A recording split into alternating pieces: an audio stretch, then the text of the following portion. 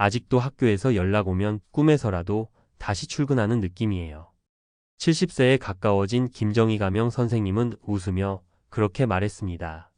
30년 넘게 고등학교 교사로 근무하고 정년 퇴직 후엔 간간히 학생들 과외를 도와주기도 했지만 지금은 사람 만나는 게 좋아서 마을 평생학습관에서 일주일에 한 번씩 강의하며 지내십니다. 우리는 종종 공무원이나 교사처럼 안정된 직업군에 있던 분들은 은퇴 후에도 금전적으로 걱정이 없을 거라 생각합니다. 특히 교사 출신은 연금도, 명예도, 여유도 어느 정도 있을 거라고 짐작하죠. 하지만 실제로 이야기를 들어보면 그들도 어떻게 살아야 하나를 늘 고민하고 있다는 걸 알게 됩니다. 이번 글에서는 서울에서 은퇴 후 살아가고 있는 전직 교사 3분의 실제 이야기를 바탕으로 연금은 얼마나 되는지, 부수입은 어떻게 마련하는지, 월 생활비는 어느 정도 쓰는지 구체적으로 들여다보겠습니다. 이들의 삶 속에서 우리가 배울 수 있는 건 단순한 금액이 아니라 현실적인 은퇴 모델이라는 점이죠. 본론 은퇴 교사 3인의 삶, 숫자보다 중요한 구성. 1살의 1 정년 후 강의와 소일거리로 안정된 삶 70세, 여전히 강단에 섭니다. 이름 김정희 69세. 경력 고등학교 국어교사 34년, 서울 강북 거주. 현재 수입 구조. 교직연금 수령액 세후 약 210만 원 월. 부수입 평생학습관 강의 2회월 퇴직한 친구들 대상 독서 모임 운영으로 소액 수입. 총 월 수입 약 250만 원. 월 지출 내역. 고정 지출 관리비 공과 금교통 약 45만 원. 식비 50만 원. 의료비 및 건강검진 월 평균 15만 원. 여가 문화활동 20만 원. 비정기 지출 여행, 손주 용돈 등 평균 30만 원. 특이점. 혼자 지내니까 큰 돈이 들진 않아요. 대신 시간이 많아지니까 책 읽고 글 쓰고 강의하면서 의미를 찾으려고 해요. 정희 씨는 돈이 많아서가 아니라 돈을 덜 쓰는 구조를 통해 안정감을 유지하고 있었습니다. 이 사례, 이 연금 외에 부수입 없이는 힘든 구조 둘이 살아도 빠듯합니다. 이름 이태석 66세. 경력 중학교 수학교사 33년, 부인도 초등교사 출신. 현재 수입 구조. 본인 교직연금 약 180만 원. 배우자 교직연금 약 140만 원. 총 월 수입 합산 약 320만 원. 월 지출 내역 부부 기준. 주거비자가 재산세 관리비 포함 약 40만 원. 식비 80만 원. 의료비 20만 원. 여가 가족 모임 등 40만 원. 보험, 차량 유지비, 기타 60만 원. 총 지출 약 24만 280만 원. 특이점. 이 부부는 그래도 연금 덕에 적자 없이 산다고 말하면서도 예상치 못한 병원비나 여행 경조사 협치면 바로 허덕이죠라고 털어놨습니다. 특히 손주 생일이나 딸내미 생일 때 매번 2,030만 원씩 지출이 생기면서 지출이 예측 불가하게 증가한다고 했습니다. 3살에 3연금이 부족해 재취업 선택 퇴직 후에도 출근합니다. 이름 박성기 64세. 경력 고등학교 체육교사 28년 정년전 명예퇴직 서울 송파 거주. 현재 수입 구조. 교직연금 약 150만 원 명예퇴직으로 축소 수령. 재취업 청소년 수령관 계약직 근무 약 120만 원. 총 월 수입 약 270만 원. 월 지출 내역. 주거비 월세 40만 원. 식비 및 교통비 60만 원.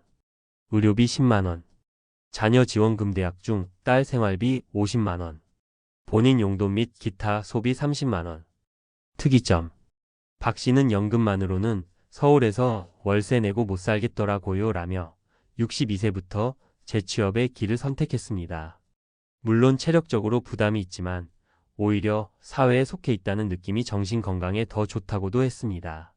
서울 은퇴 교사들이 말하는 공통된 현실.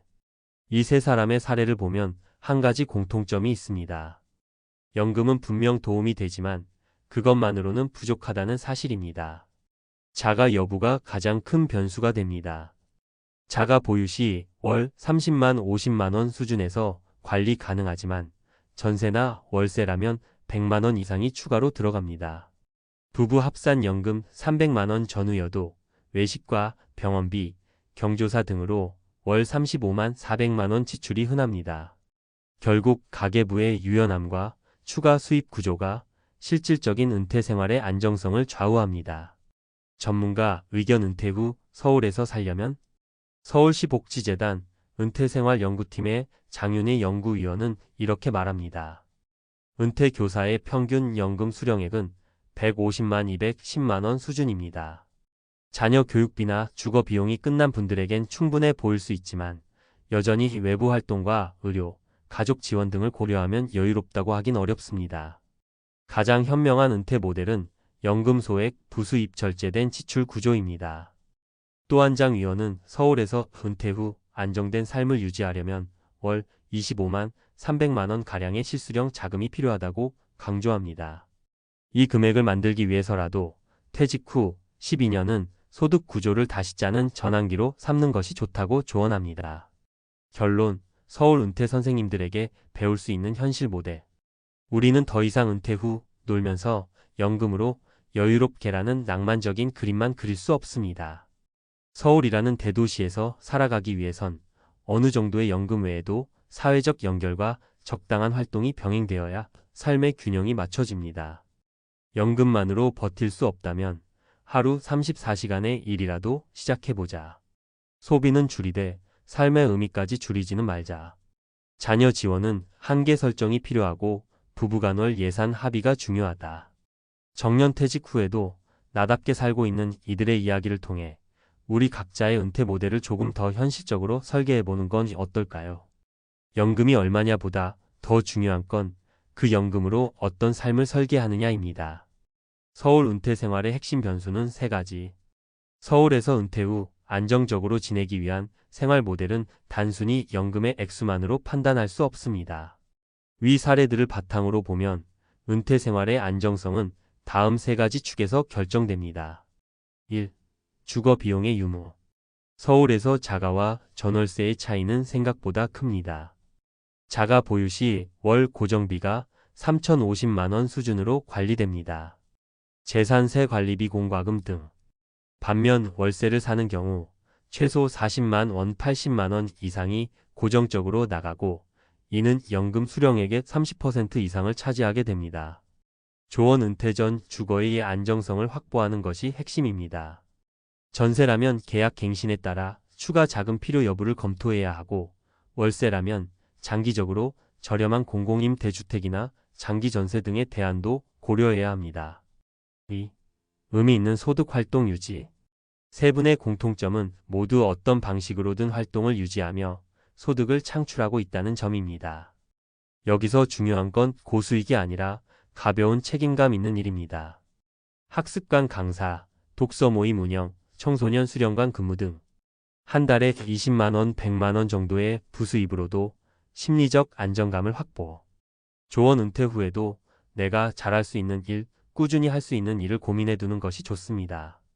단기 아르바이트보다는 꾸준한 시간제, 강의, 자격증 기반 활동, 온라인 콘텐츠 제작 등도 고려해 볼 만합니다. 3. 지출 구조의 유연성과 계획. 위 3사람 모두 공통적으로 언급한 고민이 있습니다. 돈이 남는 건 아니고 계획 안 하고 쓰면 금방 바닥나요. 결국 은퇴 후에도 가계부는 살아 있어야 합니다.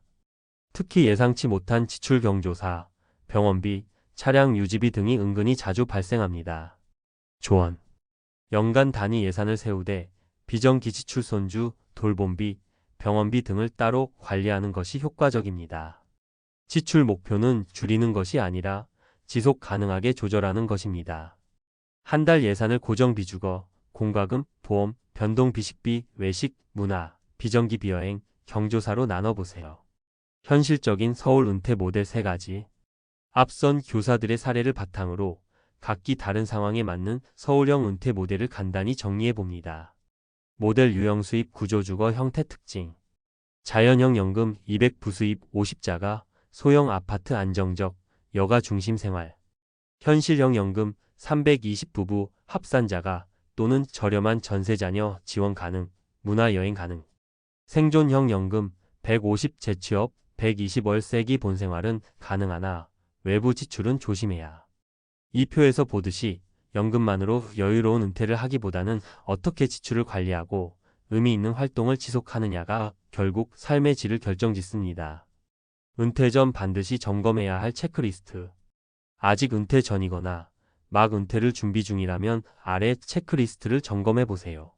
주거 안정성 확보 자가 여부, 전세 갱신 계획, 월세 부담 분석, 연금 수령액 예측 세후 기준으로 월 수입 구조 파악, 가계부 점검 월 지출 패턴 분석 및 항목별 조정, 건강 상태 진단 장기적으로 의료비 예측 가능성 체크, 사회적 연결고리 유지 계획 동아리 모임, 강의 등 지속 가능성, 부수입 경로 확보 여부 재능, 경력 기반 활동 계획 수립, 마무리 연금이 있어도 계획이 없다면 불안합니다. 서울에 사는 은퇴 교사들이 보여준 건 완벽한 은퇴 모델이 아닙니다. 오히려 부족함을 감당하고 조절하는 삶의 방식을 보여줍니다. 연금이 있어도 지출 구조가 불안하면 걱정은 계속되고 반대로 연금이 다소 적더라도 지출을 통제하고 활동을 지속하면 삶은 견고해집니다. 우리가 준비해야 하는 것은 숫자 그 자체가 아니라 그 숫자를 버틸 수 있는 삶의 구조입니다. 지금 당신의 월 생활비는 얼마인가요? 지금의 소비 구조가 은퇴 후에도 유지 가능하다고 생각하시나요? 지금 이 질문에 솔직하게 답해보는 것. 그게 바로 현실에 맞는 은퇴 모델을 찾는 첫걸음입니다.